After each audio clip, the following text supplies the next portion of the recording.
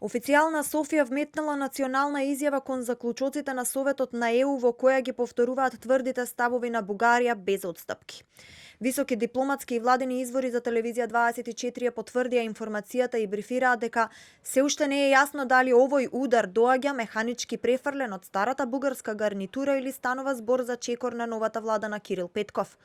Во изјавата пресликани се бугарските барања од едностраната бугарска изјава која беше вметната во заклучоците на Советот во март 2020 година и се обвинува Македонија за блокирање на поголемиот дел од одредбите на договорот за добрососедство и за дискриминација и заплошување на лицата со бугарска самосвест.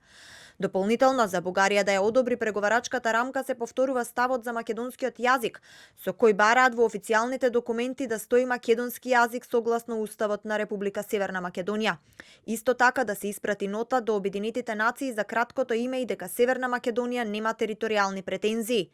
Европскиот совет денеска заседава во Брисел, а за проширувањето официјално само ќе ги потврди заклучоците кои беа донесени во вторник од страна на министрите на ЕУ.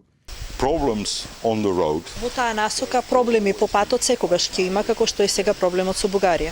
Тие проблеми ќе бидат решени. Кога сме подготвени да ви помогнеме да ги решите. Тоа што е важно е да нема големи емотивни падови и успони, туку да се продолжи со работата. По состанокот, лидерите на ЕУ ќе имаат официјална вечера, а бриселски политико објави дека председателот на Европскиот совет Шарл Мишел исто така ќе одвои време за незавршената работа. Според дипломатски извори, најверојатно ќе биде отворено и прашањето за спорот Скопје-Софија.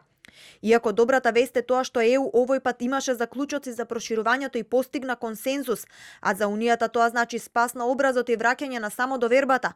Лошата вест е што измените на заклучоците во последен момент во македонскиот дел е несомнено на македонска штета.